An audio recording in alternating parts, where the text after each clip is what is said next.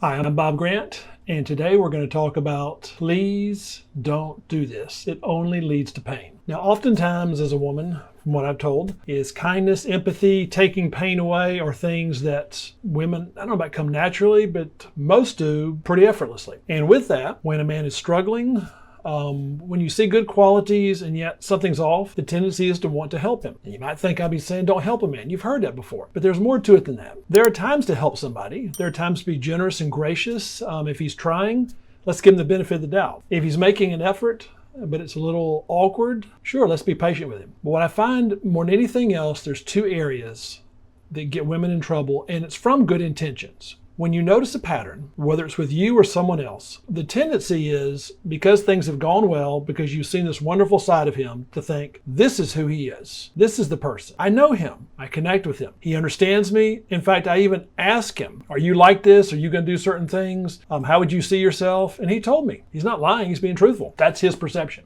But from his standpoint, he's limited with that.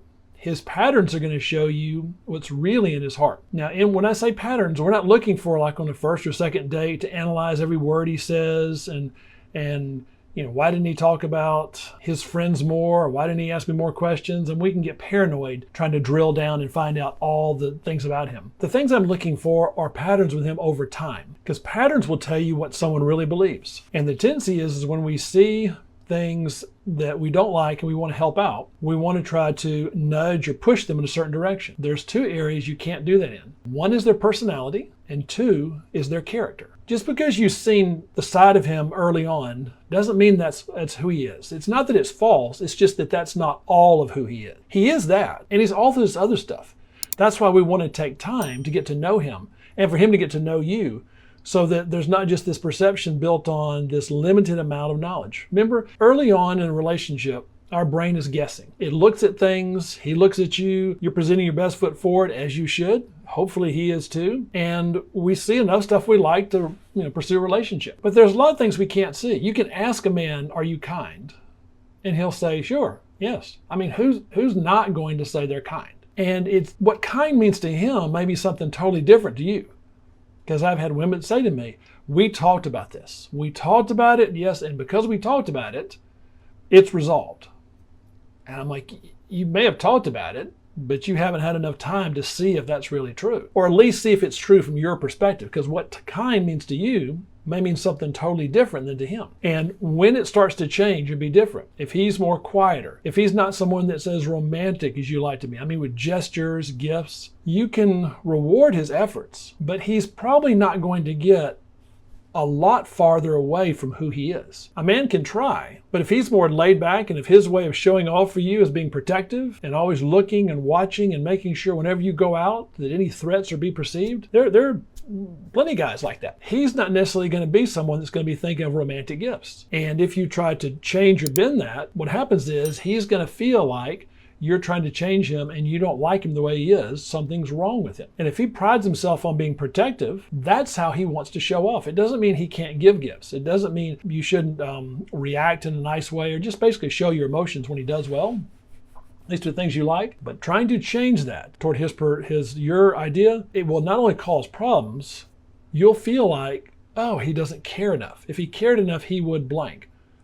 I'd say, no, I don't think so. If he cared enough, he can do some of it at times. That doesn't necessarily mean that he's going to become what you like him to be. The other aspect has to do with his character. There's the obvious ones. If he's cheating a lot, even though you're wonderful, even though you're special, I'm not being sarcastic, but it feels like that when we're in love. It feels like I'm special to them. He wouldn't do this to me. If he's done it to others, there is a high likelihood he will do it to you. Now the caveat with this is, because people ask me sometimes, is once a cheater, always a cheater? Is once a liar, always a liar? And I say, I don't think so. I don't think it has to stay that way. I'm more interested in what the person, especially the man, is doing about it or has done about it and how much he owns up to it. See, lying is a little different. Lying is something where you don't think the rules apply to you, and men that have a habit of lying are scary on a lot of fronts because they don't fear very much. They don't fear consequences. They're used to lying to get their way out of it. And I'm not talking about things where he says something and omitted a certain detail. So if you,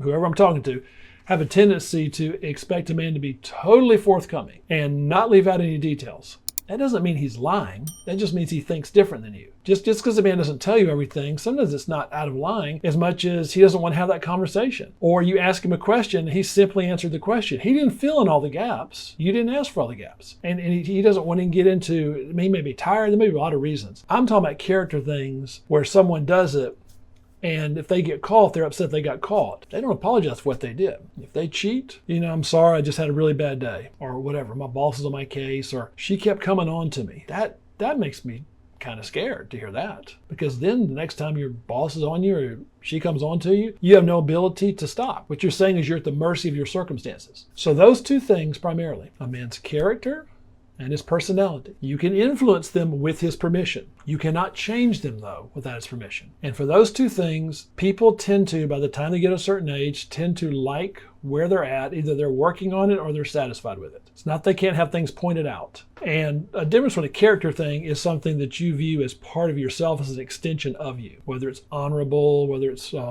truthful, hardworking, character qualities. So those two things, if you find yourself stuck in a relationship that just won't go anywhere, I'm not saying this is always, but the first place I'm asking questions of a client is I want to find out about mainly his character, as far as, is there a character problem that she's, thinks is just a little inconvenience? Because it's just one thing. It's just lying. He's just cheated. I mean, he doesn't do a lot of other bad things, just that. Or is it some personality wise, like she likes him but keeps wanting to change him, and which influence is fine.